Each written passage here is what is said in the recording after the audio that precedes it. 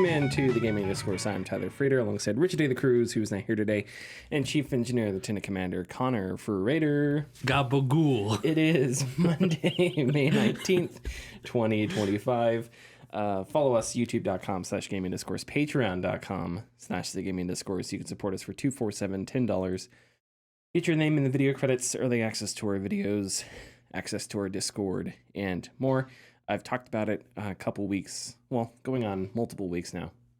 Working on a long project right now, but I have a plan to shift to more, to doing a video in June and trying to finish something up in a month. So go to our Patreon. All the updates there on what's being worked on and stuff are going to be there. I'm also working in sort of short bloggy type write-ups every Friday. Last week I talked about role-playing games and sort of how you construct a character and then how you sort of conceptualize who that character is. Wrote a little bit about that. But yeah, I wanted to do something that I wanted to add something that was an outlet, but also wasn't something that I was going to turn into like huge essays. Mm-hmm. Something small, thoughtful, interesting, that could go on a week-to-week basis. So that'll be on our Patreon as well. We will not have a podcast next week unless you guys decide to have one. I will not be here. So we will not see you next week. I'm sure I'll say that at the end of the show, but you won't see us next week. You'll see us 2 weeks from now. And by then, hopefully the Knicks will be in the NBA championship, the NBA finals, and on their way to a Larry O'Brien trophy. Hopefully that'll be what's happening. Okay. We have a lot to get to. We have a lot to talk about. Connor. Yes. You have been playing video games. I have. I have been playing video games. So why don't you talk about what games you have been playing? Recently, I've been playing a lot of getting back into Europa Universalis 4. Okay, so that's it for you. Well, Europa Universalis 5 wasn't out. Yeah, that's right. Yeah. So what's the lowdown on that? What's the in the Europa Universalis community? What are the big updates? What are people excited for? I really have been watching stuff about Europa Universalis 5. Okay. Yeah. Well, then how's UE4 going? That's really good. EU. Oh, sorry. You said UE4, huh? Europa Universalis. Universalis Europa. No. All right. Go ahead. What's the... Good. I just, the other night, started a run as Muscovy, planning on changing into Russia and trying to blob out as big as I can. I love how you phrase that, trying to blob out as big as... So can you make Russia, like, bigger than it already is? Yes. And that just seems so unwieldy. At some point, a country is just too big to maintain. Like, that's why all these empires just crumble. That's the thing. The majority of Russia is empty. Yeah, it is. But the way the game works, it all counts as war score. Oh, really? Okay. So if I have 800 provinces, to get me to 100%, war score, where you're winning 100% of the war and I'm losing 100% of the war, you have to take over all 800 provinces. Which is a shit ton. Mm-hmm. And because a lot of it is Siberia, that attrition during winter will kill you. Yeah, because there's nothing out there. Yeah. Does Europa Universalis include the Americas, or yes, is it does? It does? Yeah. Oh, okay, interesting. Is that a DLC or is that the... No, it was base game. Okay, so it's the entire world then. Mm-hmm. Yeah. Interesting. Okay.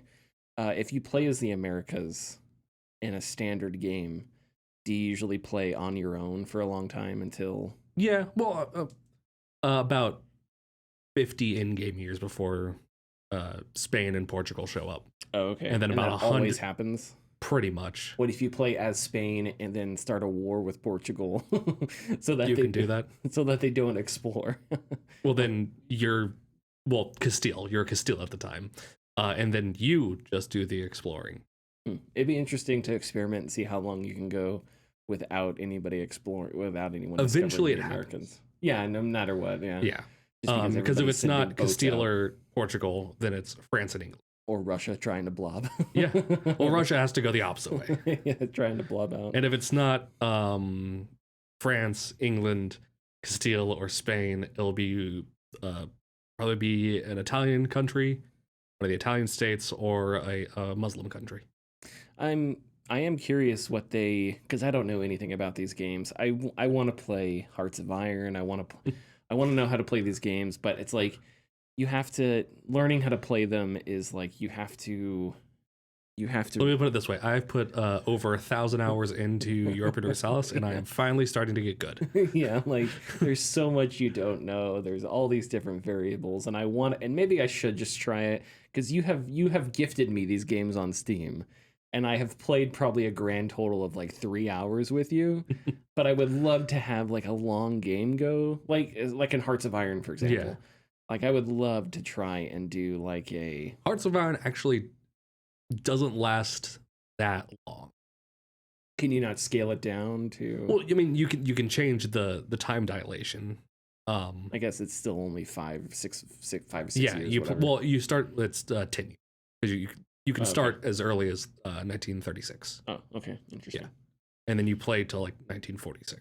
But in Universalis, you could do hundreds of years. It is 1444 to 1821. Wow, that's a long time. Yes, it is. And then you could take that into Victoria, right? No, they didn't make that. But you can go from Crusader Kings 2 into Europa Universalis. Oh, wow. So you can play for a super But long there time. are mods to go from Europa Universalis to Victoria. And then Victoria to Hearts of Iron. and then Hearts of Iron to Stellaris. Well, not really a mod. You just make up your nation at that point in Stellaris. That's actually awesome. Yeah, because at that point, you'd be a global civilization. Yeah, it is called... I think the community calls it like a super grand campaign or something like that. Yeah, that's awesome. That'd be cool to do one day and document the It takes thing. forever to. I'd imagine. And Stellaris is the one I played the most of because of the Horizon Star Trek, which I would love to get back into and try. Well, they have the just the Star Trek game. Yeah, but that got really bad reviews. Yeah, probably. And it seemed like the mod did a better job of like, and it has like more races and stuff. Mm-hmm. Where the game Star Trek Frontiers, I forget what it's called. Yeah, it's just the Federation, the Klingons, the Romulans, and the Cardassians, I think. But in the mod, you can play as the Borg. Well, here's play the thing. as the Breen, like all these different races. Here's one of the reasons why I think it didn't do as well / had smaller number of playable races. Paradox has to pay for a license. Yeah. The modder doesn't. Yeah. Which I'm sure sort of limits the scale of what you're able to do. Because, Paradox doesn't have infinite money, and unfortunately Paramount wants infinite money. Yes.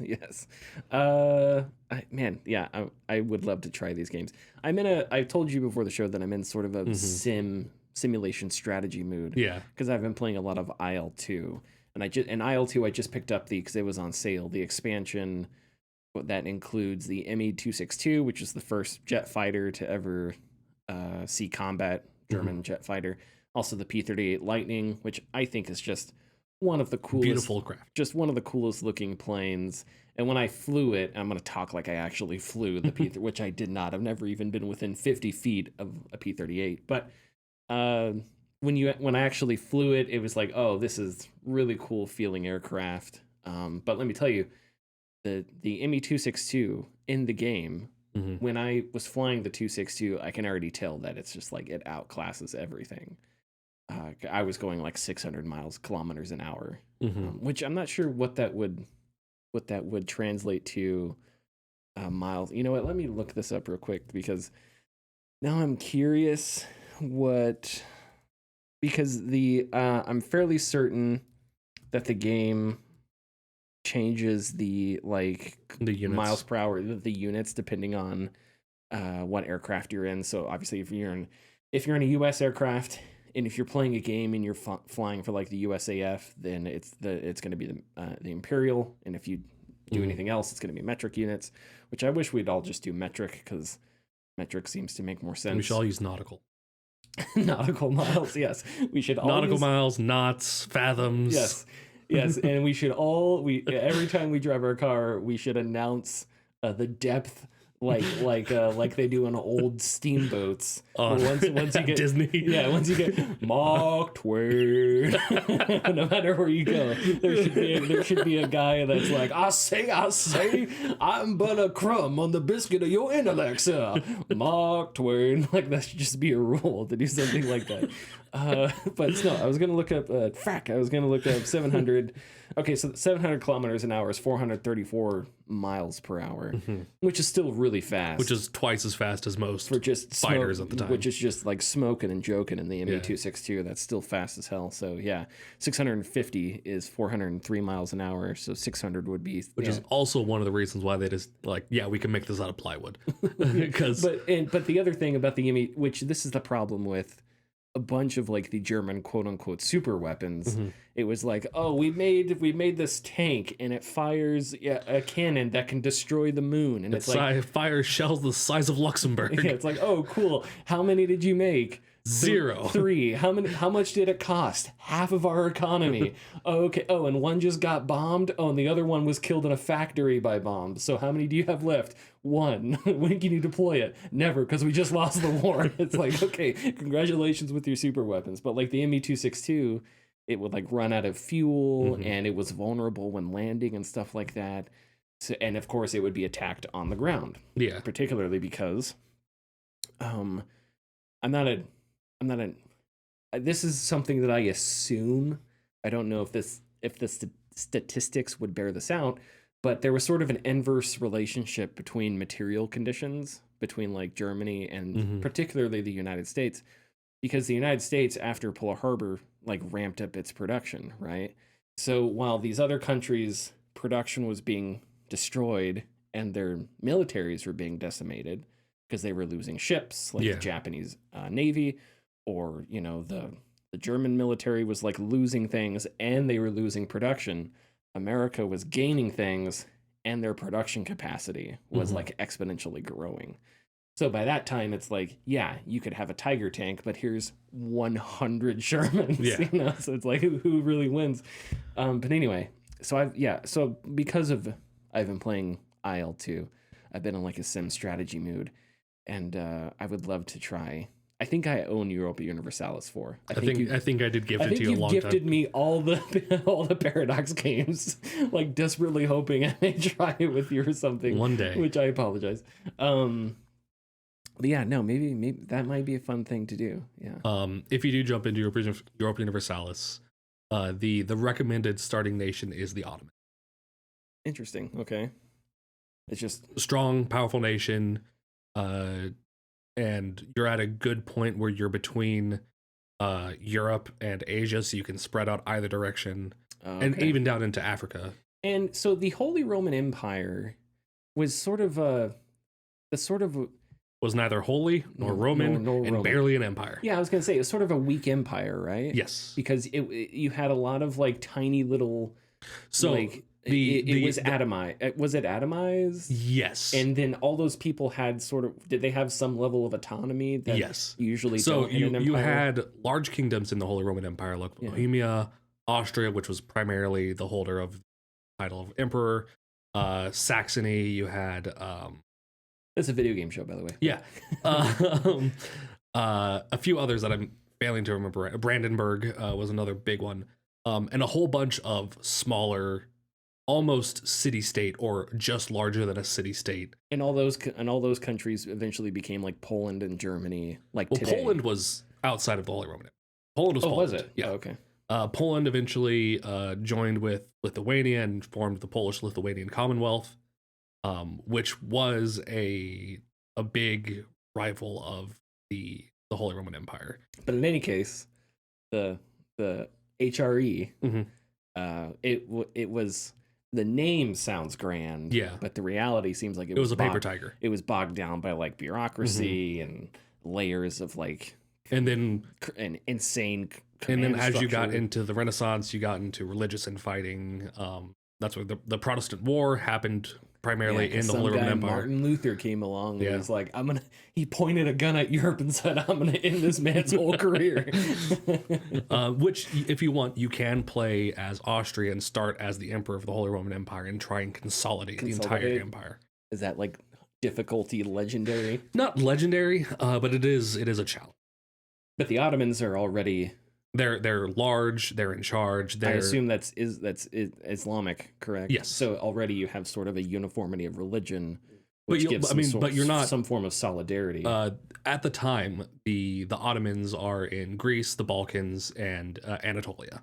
To the south, you have the Mamelukes, who are going to be your primary rival. To the west, or to the east, you have the Timurids and the successor nations of the Mongol hordes. And to the west, you have Catholicism. yeah. Just and then to the north, until Martin Luther comes along. And then to the north, you have Russia and Poland and Lithuania, which eventually will become the Polish-Lithuanian Commonwealth in 99 out of 100 games. Interesting. Can you eventually can you stop the Protestant Reformation? Like if you find Martin Luther and it's hard to stop. Tony Soprano him before he nails his paper. It doesn't necessarily always happen with Martin Luther, because eventually Reformation desire just builds within Catholicism, okay. Gotcha. and it just spawns somewhere.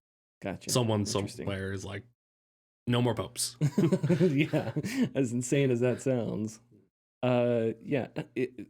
Podcast recommendation: Hell on Earth. I think you'd like it. Okay. It's about the Protestant Reformation and sort of the development of the lead up out of feudalism into capitalism, and how like the Protestant Reformation was like one of the flashpoints that kind of led to that. Okay, interesting. Playing anything else? No. So I am very close to finishing Assassin's Creed Shadows. I'll probably finish it tonight. Assassin's Creed Shadows suffers from what I think a lot of like Ubisoft games suffer from, where it's just there's a lot, it's very big, and eventually you just reach a threshold where you're like, I've had my fill. I just need to finish it now. Mm-hmm.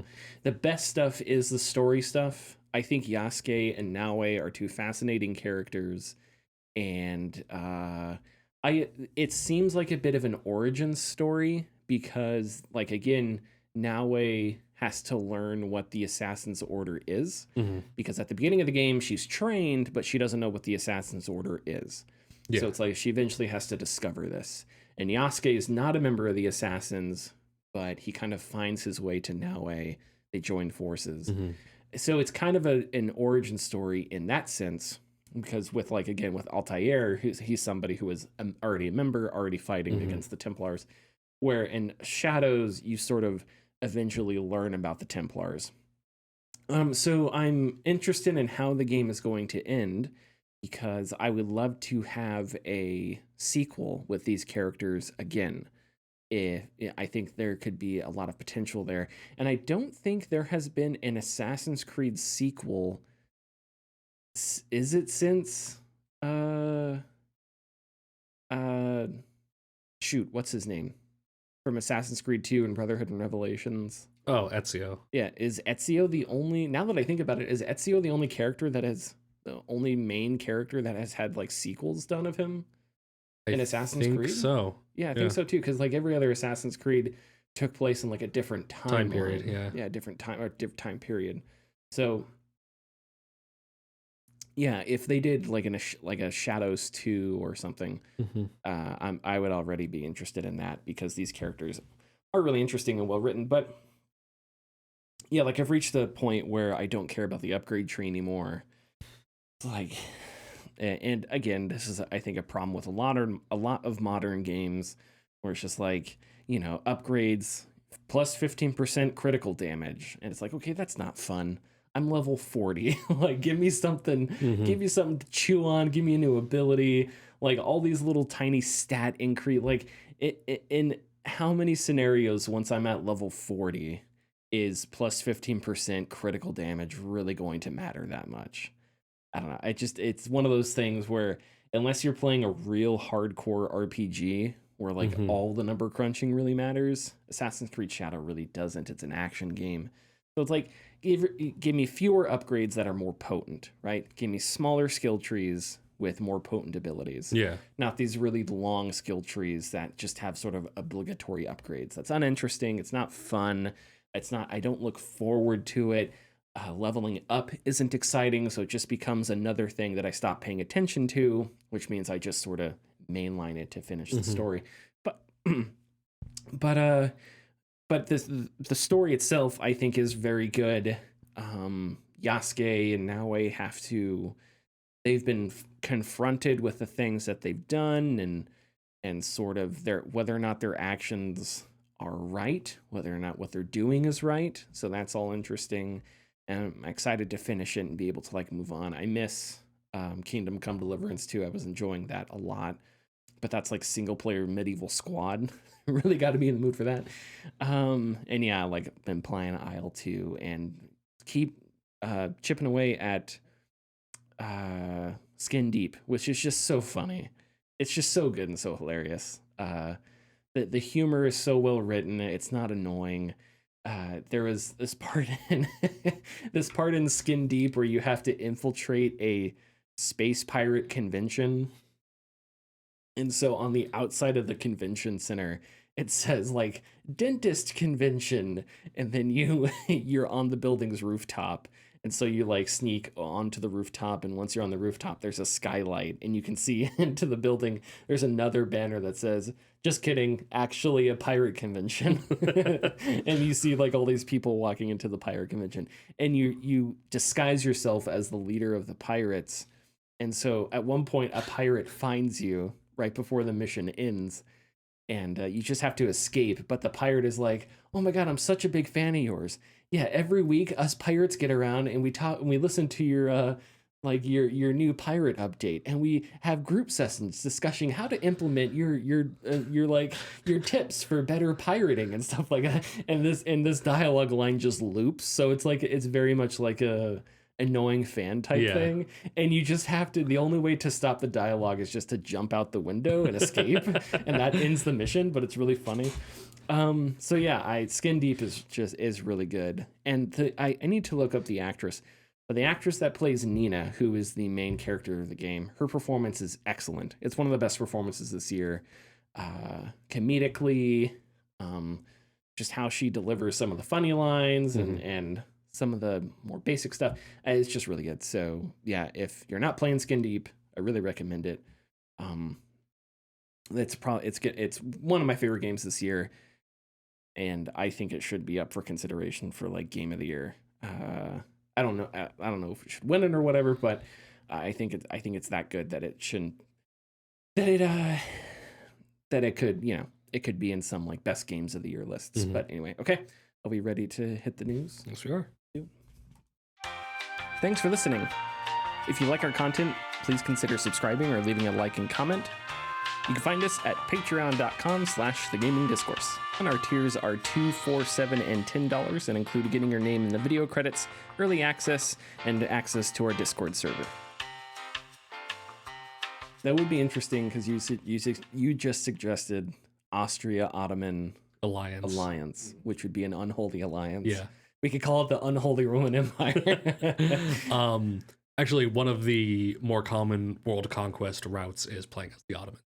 Okay, because you start at like a high point. Yeah, and they just remain fairly consistently good throughout. What the rest happens of the game. in these games once you conquer the world? Is it just say congratulations?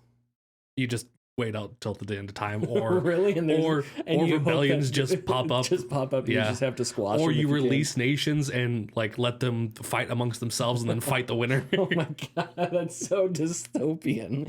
You're just like, I'm bored. Well, if you've conquered the world too. before 1821, what are you gonna do? Yeah, what are you gonna do except cut off a couple tiny island nations, have them fight each other, and then reconquer the spit out, fucking Kerplakistan and have them fight another nation. Yeah, there you go.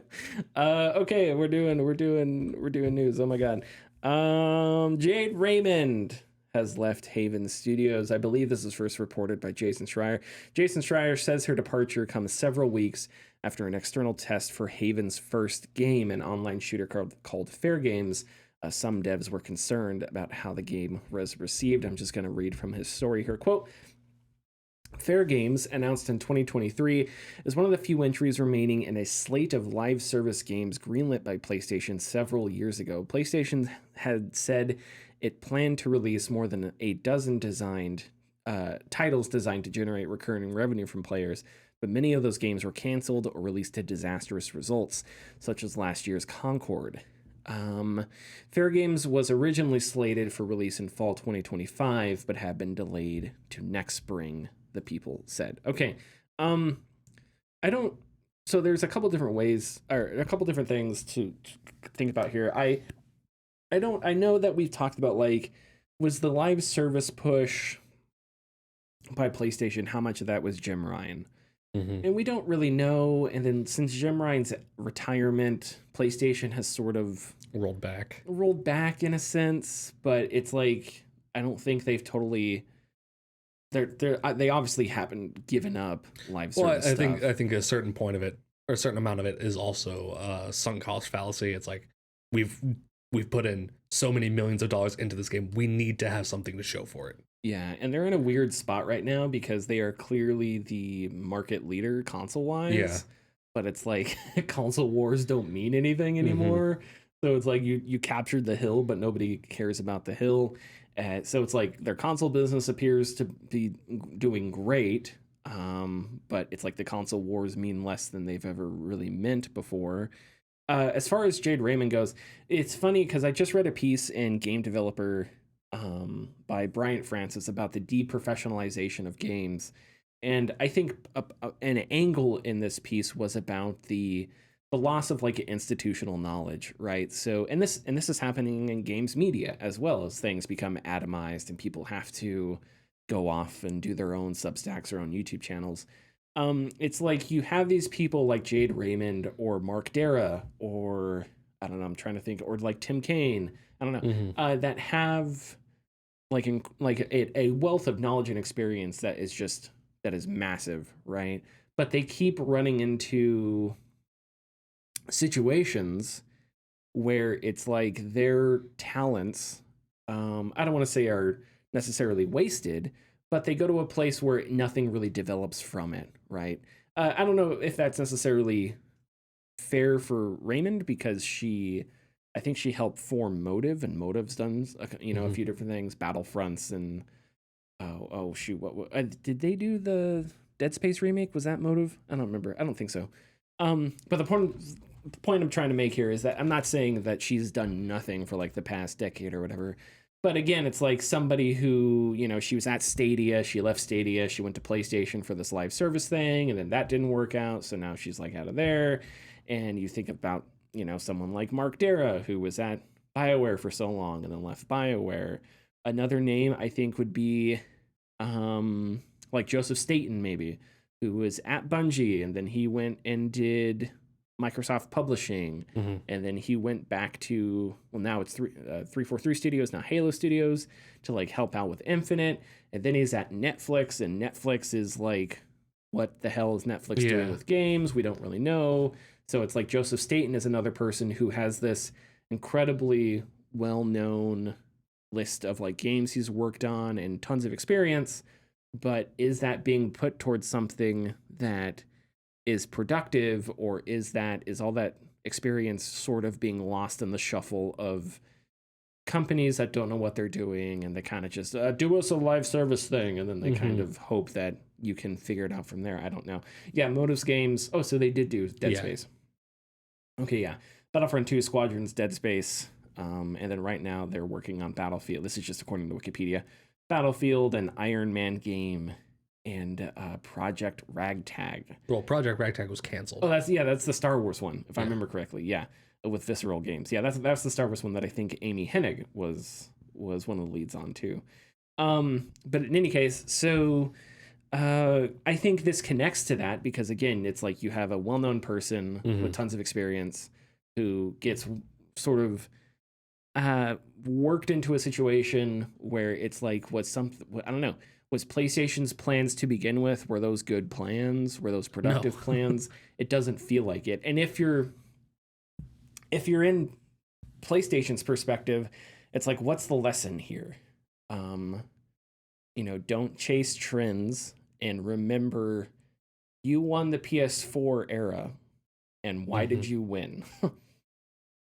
Partially because Microsoft put, a stick in the spoke of its wheels right out of the gate and face planted. Yeah. So that helped. But also, it's like you had a string of single player titles every few years, you know, from Horizon to Last of Us 2 to Ghost of Tsushima, right? Spider-Man. You had these titles, single player titles, the big hits that I think kept interest in your console, kept your console in the news, where the Xbox One didn't. And that's what your brand was built on. Here we are 4 years into 2020, and things, I think, when I think about the PS5, I still think the PS5's best moments are its single player titles, which many of them also have, games for the PS4. You know, I think God of War Ragnarok, I think that came out for the PS4 as well. I don't know. Returnal, I'm fairly certain was a PS5 exclusive. Last of Us 2, and then this year we have Ghost of Yodi, right, which is coming out later in the year. And I think that's going to be a PS5 only title. Maybe it may be PS4 as well. I don't know. And then you're going to have Horizon 3, which is going to be a big deal. But and also Forbidden West, which I think a lot of people, which I think was like a big moment for PS5. But again, it's like single player titles have been sort of the high points of PlayStation's like PS5 era. So focus on that. Stop chasing trends. And hopefully other companies see this and go, okay, PlayStation should have never put so much emphasis on live service to begin with. And I don't know. I would love to hear from people who worked on some of these things that could give like a more granular understanding of how the business and the bureaucracy failed in some cases. But yeah, you were about to say something. I think when they made their push towards live service games, if they, instead of choosing to do 12, narrowed in and did like 3, much better place, they probably would all have been relative successes. Just because you drop them at different times, they fill different niches, and then you have your live service games that are making you money. Yeah. Instead of starting 12, canceling half of them, canceling some that after they release, just dropping them because nobody wanted to play it because the market was saturated with live service games. Yeah. And trying to throw 12 into an already full container didn't work out. And I think the other moment that we need to remember about the PS5 is Astrobot, right? You have this team. You have Astrobot, which was made by a relatively smaller team. Yes, there was also contracted studios and stuff like that. But even with those, I think it was still relatively smaller. It wasn't a premium priced $70 game. So you have, and it won Game of the Year. And as far as I know, sold fine. So it's like another example of a sort of game with a smaller scale, smaller idea. But what it got right was the creativity, was the quality. And so I think, I don't know, if I'm PlayStation, the lesson I take away from this is, hey, some of these studios bend studio. Why don't we have, what? Why don't we have them, I don't know, work on a Days Gone 2, It doesn't have to be super big. Maybe we can try getting a AA open world game at a Days Gone 2 or something like that. I'm just spitballing here. Obviously, I have no idea if that's logistically possible. I'm just, again, speculating. Some of these other studios that I can't think of, like put them on smaller projects. Try and diversify the portfolio. Not every game needs to be a $300 million Horizon, right? You can have smaller stuff. Can you do things for VR? Is there a viable market there? I think there might be if it was prioritized, but it's not. So yeah, I don't know.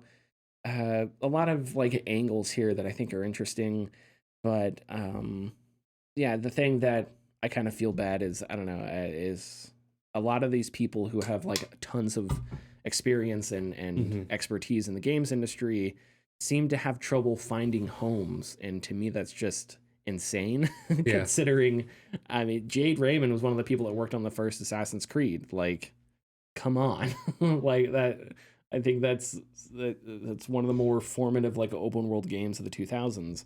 So yeah, anyway, anything else you'd like to say about this? No. Okay. Chris Dring did an interview with Strauss Zelnick, spoke about a ton of stuff. I'm going to read a large quote here that's sort of split into two parts. Dring asked Zelnick if he's comfortable with how long games like GTA 6 are taking to make and about the rising cost of games. And again, these are two sort of meat sandwichy quotes, but I would like to read them all. So again, Zelnick on how long GTA 6 is taking to make and the rising cost of games. Quote, remember, back in the good old days, or the bad old days, depending on how you look at it, we would work on a title, release the title, hope for the best, and then make another title. Now we have the opportunity for consumers to engage on an ongoing basis with our hits. In the case of Grand Theft Auto, we have GTA Online, and Rockstar has been supplying content to GTA Online, some of which is so robust that if you go back 15 years, it would have been counted as a standalone title. One could really argue that Rockstar has been putting out a new Grand Theft Auto release a couple of times a year.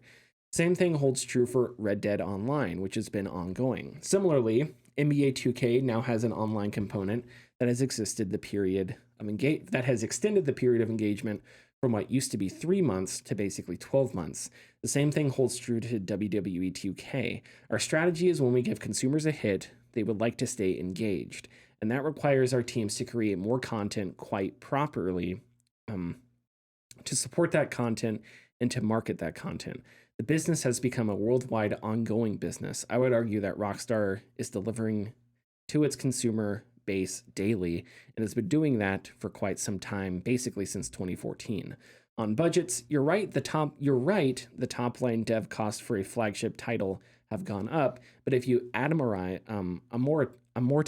that cost across all of the content that is released for a title, I suspect that on a real basis, it's actually gone down, because the most expensive part of development is that initial big release, then the cost of supporting that title thereafter, from a dev point of view and from a marketing point of view, is much, much, much more moderate. Okay, so there's a lot of stuff here that I find interesting. How is Red Dead Online now? Because last time I played, I couldn't play because it was completely full of hackers. And we tried Red Dead Online for like a solid week, and it was bad back then. And I've never heard good things about Red Dead Online. So I don't know about it now. So there's a lot of different ways. There's a lot of things here that I think are interesting. As always, for me, the question is like whether live service economics make better games than the economics of the good old days, right? And whether or not they are actually sustainable. I don't know. If you were to if instead of having 12 years or whatever between GTA, more 14, I don't know, between GTA 5 and GTA 6, if you had two other Grand Theft Autos in there, I don't know, would that be doing worse? Would that be doing better? How much money are you spending on GTA 6? Do you really need to be spending that much money? Versus sort of the updates for GTA Online, it was 2013, so yeah, 13 years. Essentially, give or take a few months. But would that create a better product than GTA Online milking for more than a decade and then getting to GTA 6, which is this huge thing that does not exist anywhere else in the industry, right? There are very few games I can think of that are and I guess they had Red Dead Redemption 2. Mm-hmm. So if you may want to argue that they kind of alternated there, that they did Red Dead, GTA 5, Red Dead 2, and then GTA 6. So maybe you want to make the argument that like once every 5 or 6 years they have a big game. Yeah. But even then, things used to hit at like a quicker pace. So it's like, I don't know. Is that supported by live service economics? Does that produce better games and a better industry than more quickly producing sort of mainline titles? I don't know. I think that's an interesting question to ask. I don't know. Is the content that GTA Online has put out, would that constitute a whole nother game? Maybe. I don't know, if you were to look at it all in its totality. I'm going to argue that Because it came out piecemeal. Over the course, and I don't know, over the course of 12 years, Yeah. it came out piecemeal. and I don't know what Some of the content may have been, like he said, would be considered a full release. I think some of the content would have been considered a full release for smaller development studios, but not for Rockstar. yeah. It would have been a seasonal DLC for Rockstar.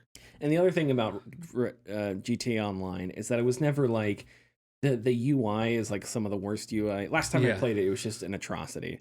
Like figuring out how to I guarantee it hasn't gotten better. Figuring out how to get into a game, how to start a private server that you can do your own stuff in. Like that there's so many hoops you have to jump through, dealing with Rockstar Social Club and all that bullshit. It's like none of that is streamlined. It reminds me a lot of Amazon. It's like Amazon or War Thunder, right? It's just like these games that are super popular and they make a ton of money, and so they never have to clean anything up. You go to Amazon, like Amazon is one of the worst websites in the world. Yeah. It is such a mess. There are so many different menus and drop boxes. I don't know how much of that is purposeful. I wouldn't be surprised if a lot of it is. But it's like they make so much money that they just don't have to make things more convenient and simpler for you. Yeah. We can complain about Apple all day, but the one thing you can say about Apple is at least they make things relatively simple to like deal with when it comes to their phones and their computers and stuff. But that's not the case for like Amazon. And I think it's the same thing with GTA Online. Like for all of Grand Theft, for all GTA Online's updates and content and stuff like that, there's still, hackers were always a big deal in GTA Online. And just figuring out how to do things and browsing the menus and stuff like that, it's just a complete mess. So it's like none of that was ever streamlined because you had people that were playing it and spending money. So why spend money on making the UI better or more streamlined or whatever when you can just keep throwing content into this gigantic mess of a thing? And so it doesn't matter. With NBA 2K, I think that's interesting. I would just like to complain again that like NBA 2K consistently gets horrible reviews, and that's because of its live service economics. And I don't know. I would be interested to see like what we could do different. What sports games? Is there a world where sports games don't have to resort to being live service games? Is there a world where you like every 3 years you get an update, but between there it's just roster updates or something like that you pay like a DLC price for? Well, the answer is yes, because these sports games existed in a world before live service. Yeah, but even back then they were a full price every year. Yeah, which I guess is similar to what I'm saying. Yeah, it's still full price every year plus live service. Yeah, and I think with budgets, that's an interesting way of looking at it. But even then, it's like, I don't know. I don't want a game's budget. I don't think the solution to rising game budgets is to again pivot to using accounting to take that budget, and instead of looking at it as something that you dump on an initial release. I don't know how to pronounce this word, amortize. But I know what the meaning of the word is, which is to like spread it out over the course of like a long-term investment, which is what, a live service game is, because you have that long tail with user retention and bullshit like that. And it's like, I don't think that's a solution to rising game budgets, particularly because not everybody is Rockstar. So not everybody has that same following. But if you do that, then that turns any game into, we got to figure out how to crowbar live service mechanics into this. And then you get shit like what Assassin's Creed has, including Shadows, where it's like you have microtransactions and season pass bullshit or what's the thing where what's it called, where you go down a little line and you unlock something every like now and then. What's a battle pass? Oh yeah, it's like that stuff doesn't need to be in single player games, and arguably doesn't need to be in live service games, but it's there because again, it's like you're taking these single player things that don't necessarily fit the context of a live service, but you're bending it, snapping it, and forcing square pegs into round holes because you need to get these economics in there, which I think makes for worse games and makes for just worse UI and stuff. There are 3 different storefronts in Assassin's Creed Shadows. There's Uplay, there's another one, and then there's I think there's like 3. There's like the Battle Pass, the storefront where you can just buy cosmetics, and then there's Uplay. So there's like all this stuff that is annoying to deal with, and you get quests that are tied to the Battle Pass, and so it's like every now and then when a new quest pops up, because the timer ends, it'll show up on your map. And it's annoying that the game, and I don't know, maybe I can turn this notification off, but it's annoying that the game does that. It's like, hey, you're a Battle Pass. And I'm like, I don't give a shit about the Battle Pass. Go away. It's a single player game. But it's like they do these things because they know that there's people that they may be able to hook in there. And that bothers the shit out of me. Because so much of this, of live service economics, are manipulative and psychologically manipulative. And we won't have to go into that. On the subject of GTA 6 budget, I don't think they're going to be registering profit on it. You know, that's an interesting take. Because, yes, that initial hurdle is always going to be there.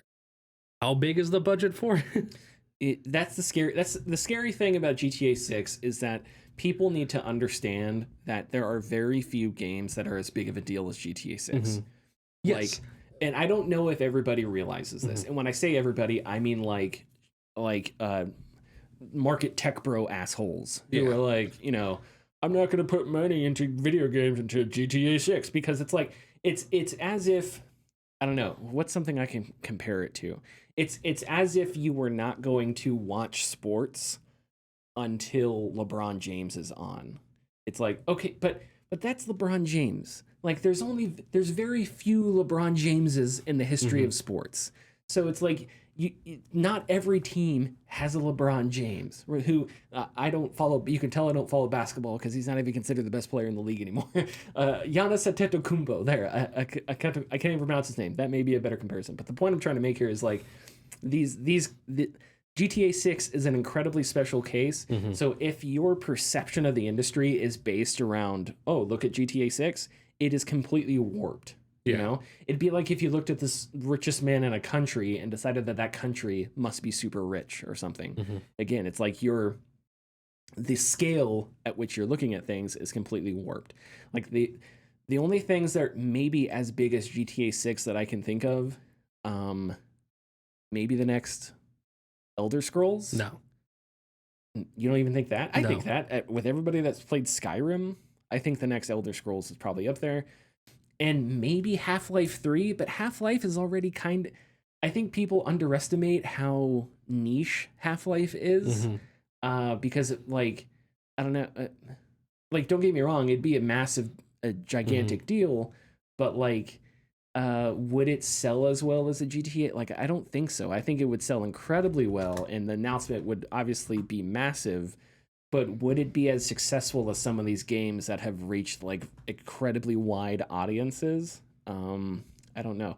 I don't know what the there are people saying crazy stuff about the GTA 6 budget, and whatever the budget is, that is not sustainable, and games cannot continue to be that. But back to my point.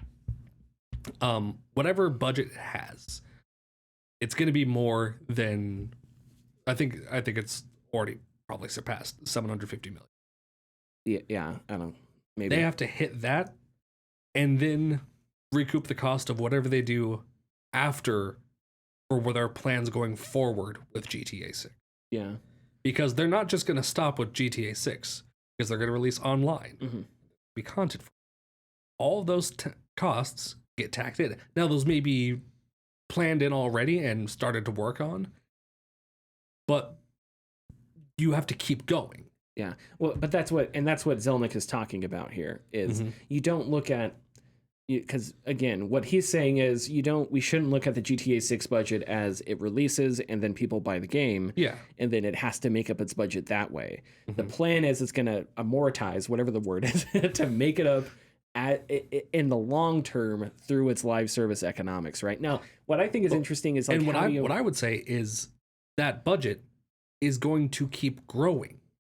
That number that you're trying to spread out is going to keep growing. Yes, for like if for GTA 7. Well, no, for GTA 6 because they have to have at least 5 years planned out for content. Well, because I would slightly disagree because I think the idea is that the live service content costs way less than the initial budget for GTA 6, right?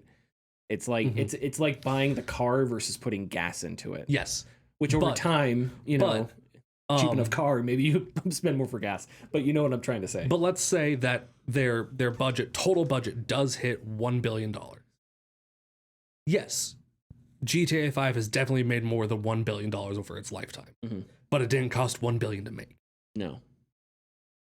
And I think Zelnick is overestimating the tail of 6. Yeah, I don't think that's crazy, especially because I don't think anyone knows what their plans for GTA 6 Online are. And I think one thing, I don't know, I am curious how many people... If they don't do GTA 6, then how the hell are they going to recoup the budget? Well, what do you mean? I'm confused. Well, if they don't do GTA 6 Online, how the hell are they going to recoup the budget? Yes, they are. But what I'm saying, the thought that popped into my head is like, which I don't know what their numbers are when it comes to like how many the number of whales that actually pump money into GTA Online.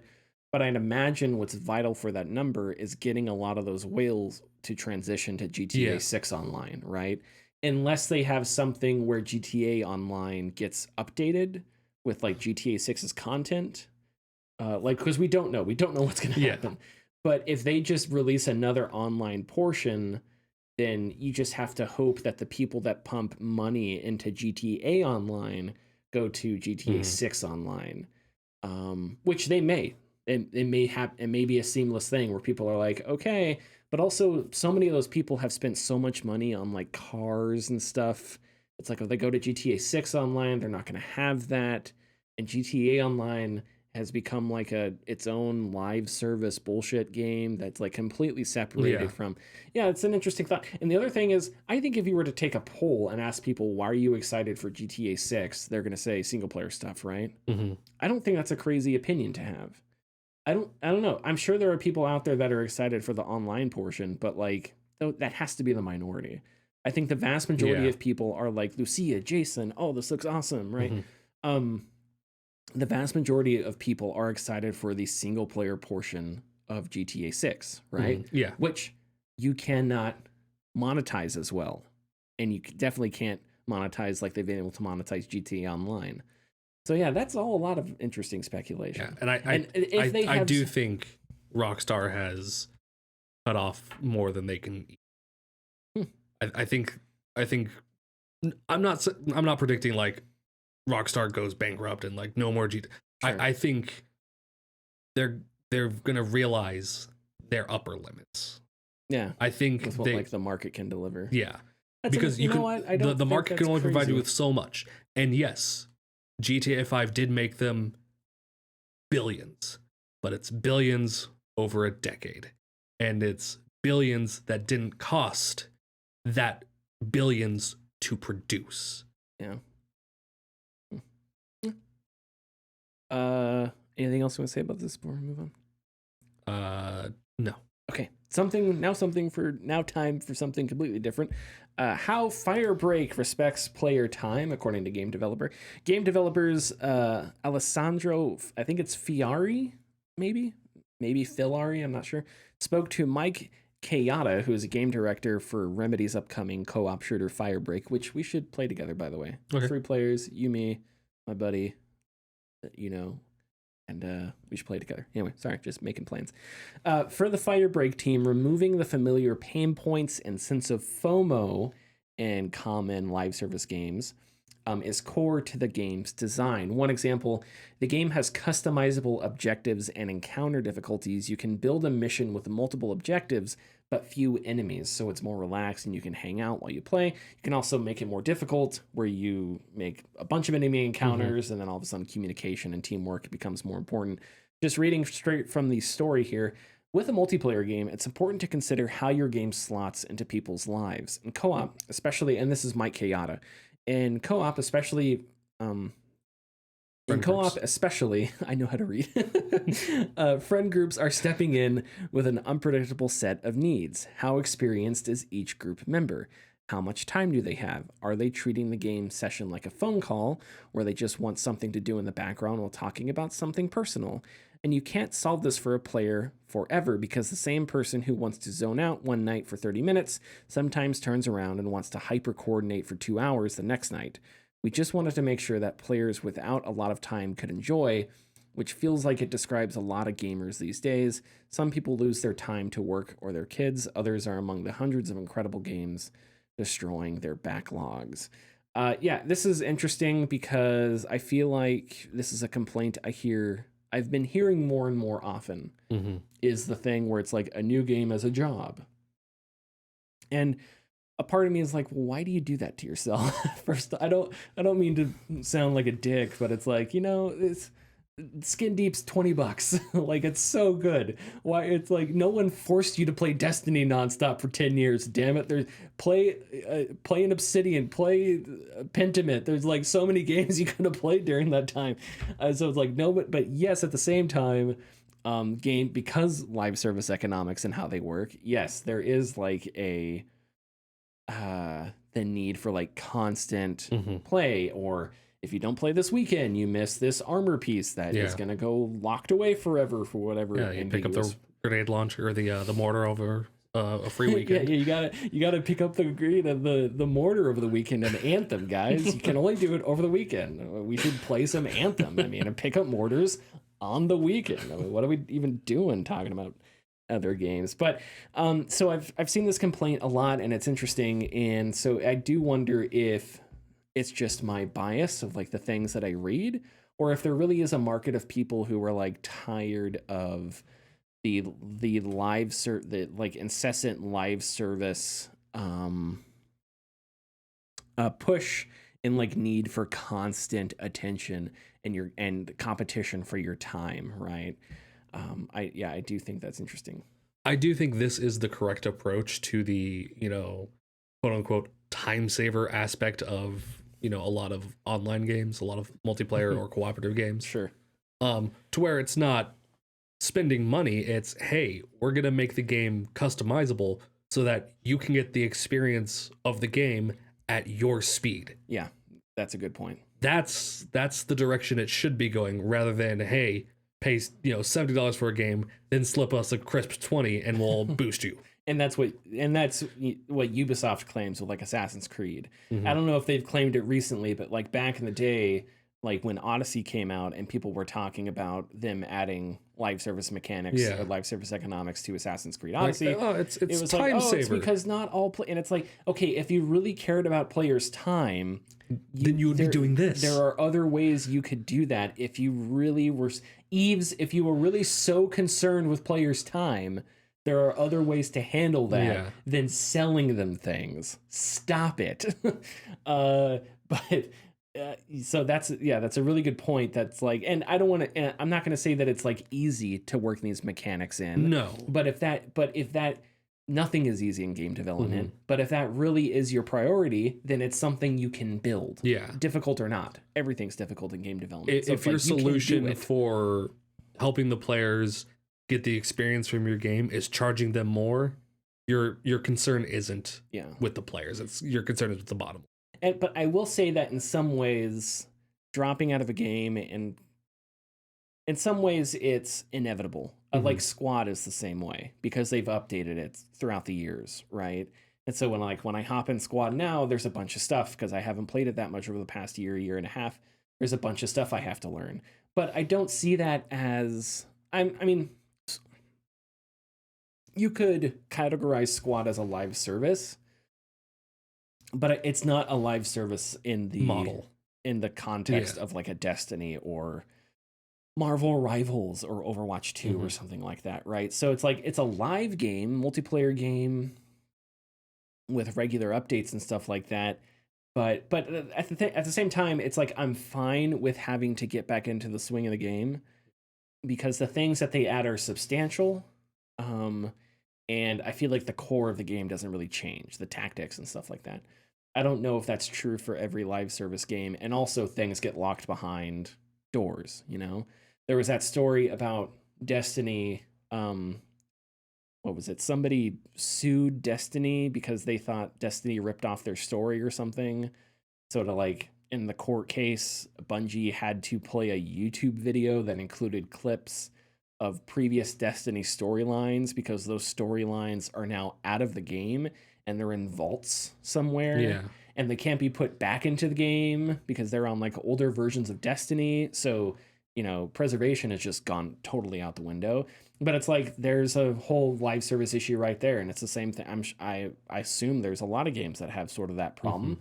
But people just aren't paying attention because who cares what's going on in Halo Infinite right now? You know, no one's paying attention to like what the live story is because you have a few whales that are spending an inordinate amount of cash, and that's what your entire business is based on. But yeah, so I think this may be a trend we see where we see the limited live service scaled down, and I don't hate that idea. You know, like a Helldivers 2, where, and maybe you want to argue that Helldivers 2 is less limited than this sounds, I don't know, but again, it's like something that is a live service, but the upfront cost is smaller and you don't have to worry too much about, I don't know, missing content or not being able to see a whole lot of the game or whatever. So yeah, there's some kind of like where you take the live service economics, you scale them down, you make the entry costs lower, and you don't expect people to play it for the next 10 years. Yeah. Maybe that's another way to look at it. Like Halo Infinite, the idea was this is our game for the next decade. And it's like, okay. And it wasn't very good. Overwatch, same thing. You know, Overwatch 2, same thing. Call of Duty like tries to do both, where it's like you have like the free version and you have the yearly Call of Duties, so they're like trying to do both there. But I think Helldivers 2, Firebreak, maybe there is a trend of games where it's like, hey, why don't we do the live service, but we scale it down, respect players' time. We don't intend this to go on infinite, and then we can have a game like this every now and then while Remedy makes Control 2 or the Max Payne remakes or whatever, right? So they can have their sort of live service thing that is making that they have that business, but it's not the only business they're getting into. Maybe this is what PlayStation should look into doing, although you could argue they tried that with Concord. But anyway, so yeah, I think that's interesting. That makes me want to play Firebreak more. Yeah. if they say this. Yeah. Yeah. Oh, no. Okay. Well, Rich is not here, so we don't have bits. We don't have any bits or tids. We are tids and bits less. And there's a recliner out there that is also without tits and bids, but we won't get into that. Tits and bids? Yes, it's destroyed. YouTube.com/Gaming Discourse, Patreon.com/The Gaming Discourse. I'll see you next week. Bye.